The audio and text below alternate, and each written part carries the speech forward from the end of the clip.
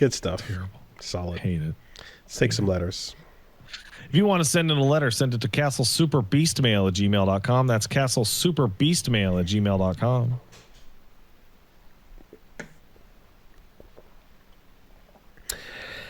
Brett says, Hey, man. Dear F2P Wooly and SSR Pat, Sick. I'm crawling with Gatcha caves.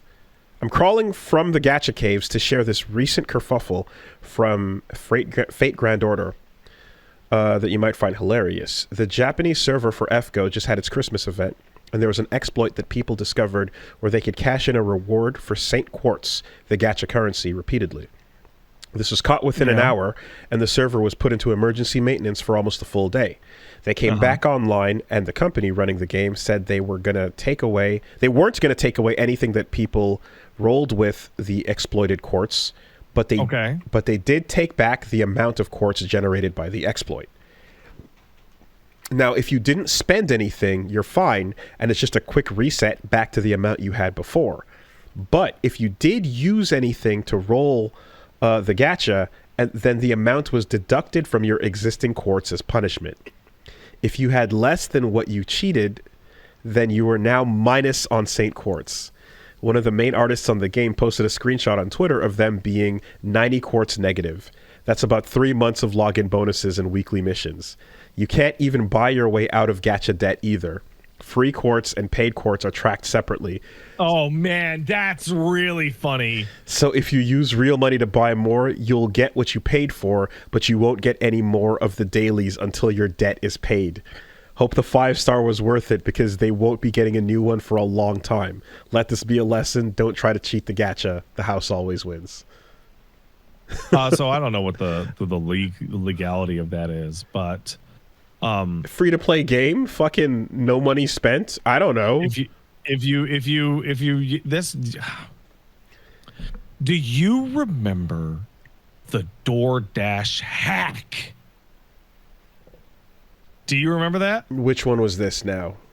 This was about 2 years ago, where people figured out a way to order things off DoorDash and fuck up their credit card information in such a way that it would never actually be debited from their card. Okay. And so they just got DoorDash for free. Oh my god.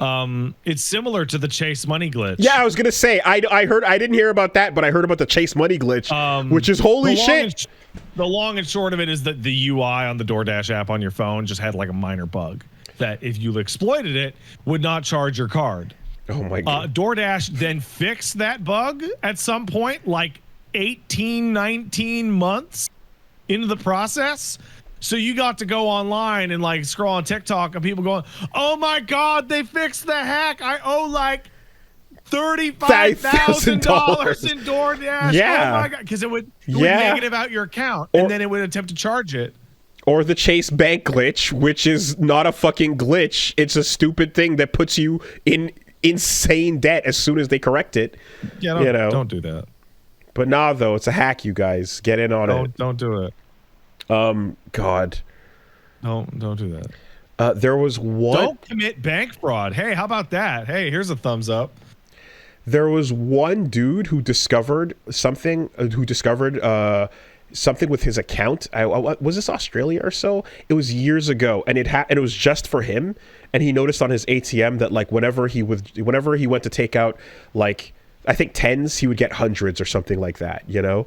And it was just this crazy thing where like he spent like 15 years or so living large before like it all collapsed on him. But he like literally like he started like taking like incredible vacations, changed his whole life, you know, like event like but like his wife found out and then eventually left, and he kind of kept going and went further into it, and they eventually did catch up and they did get there, and like his main thing at the end was like it super wasn't worth it by after a couple of years, because you get so paranoid about when they're coming around the corner that like that you can't really enjoy yourself. Like you just start stressing about it all collapsing because it's built on fucking a house of cards, you know. So somebody asked a good question: why would the wife leave?